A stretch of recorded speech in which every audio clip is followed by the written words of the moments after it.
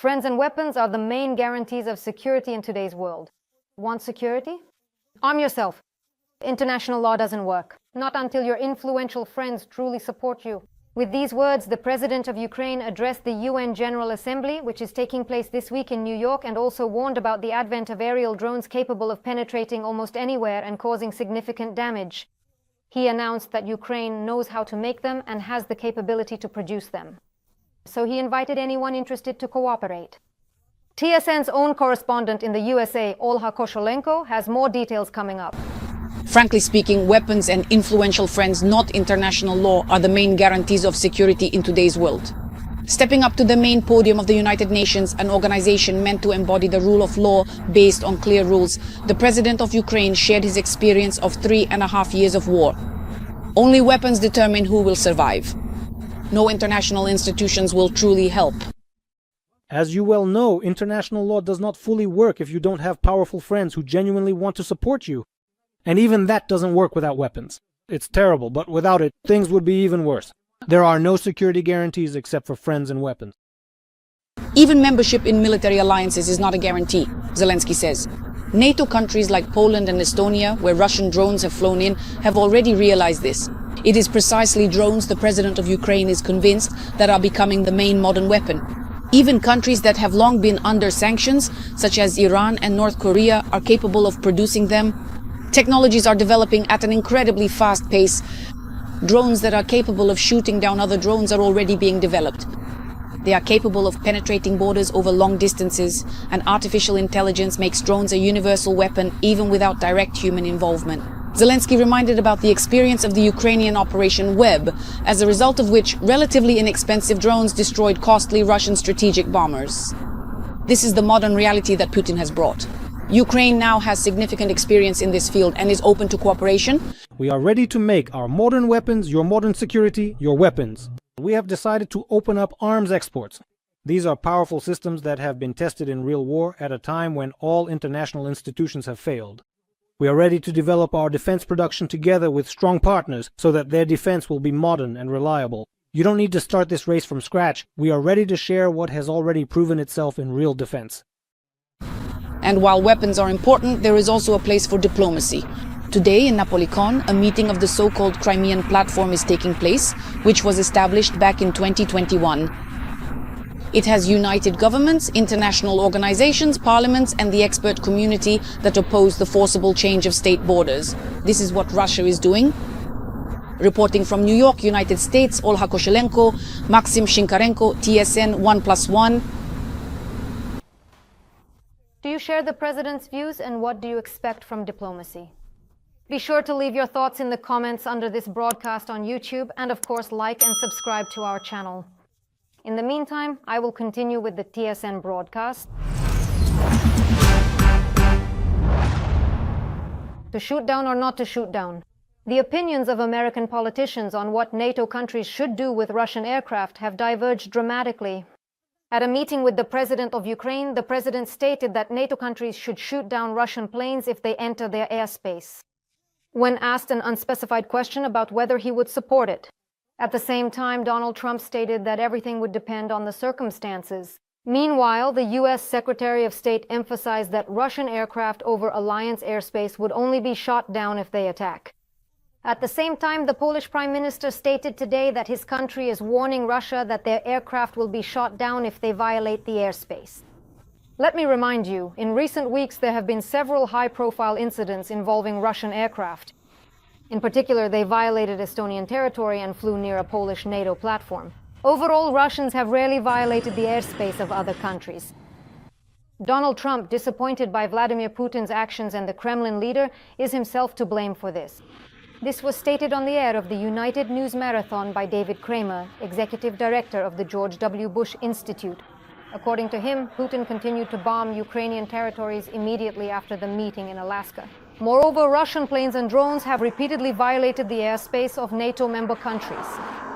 In response, Trump unexpectedly began to say that Ukraine is capable of winning the war and even regaining its territories. As for the state of the Russian economy, it is poor.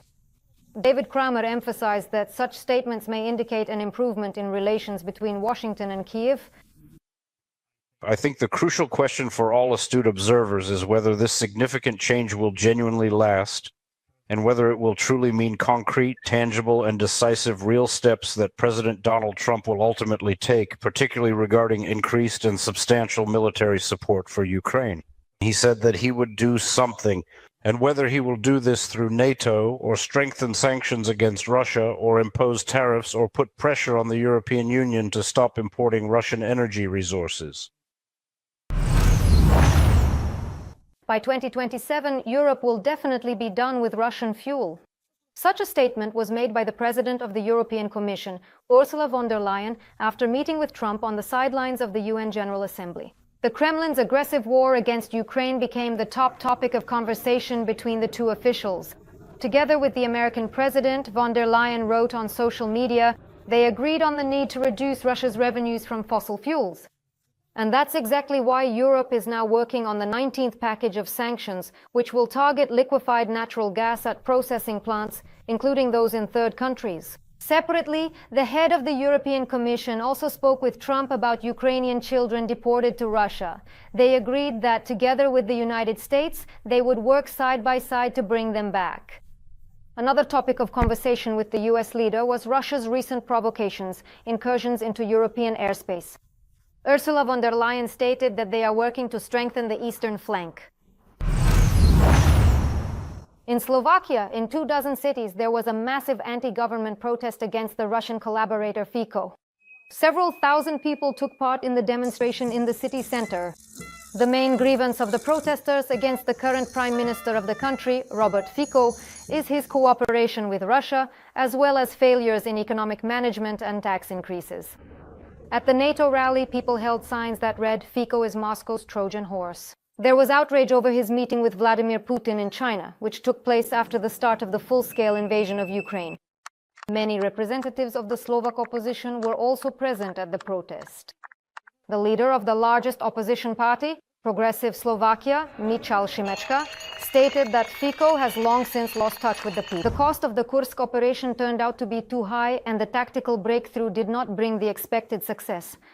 Former Commander-in-Chief Valery Zaluzhny has spoken for the first time about the Kursk operation carried out by his successor, Oleksandr Syrsky. Experience has shown that an isolated tactical breakthrough on a narrow section of the front does not bring the necessary success, Zaluzhny wrote in an article for the publication Mirror of the Week.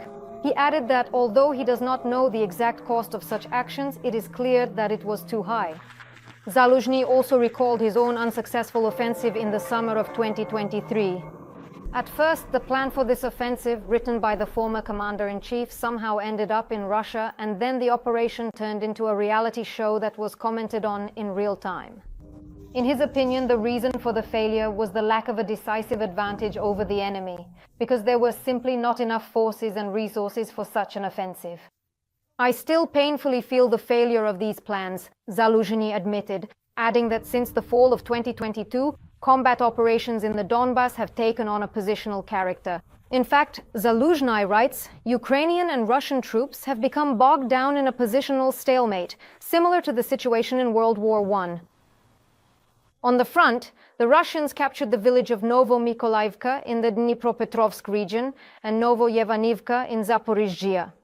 This is reported by analysts from the Deep State Project, and this is despite the fact that as recently as the weekend, fierce battles were raging for both of these settlements. Despite heavy losses, the intensity of the enemy's assault operations does not decrease. The Dnipro Operational Strategic Group of Troops has publicly reported another attempt to break through on the eastern section of the front.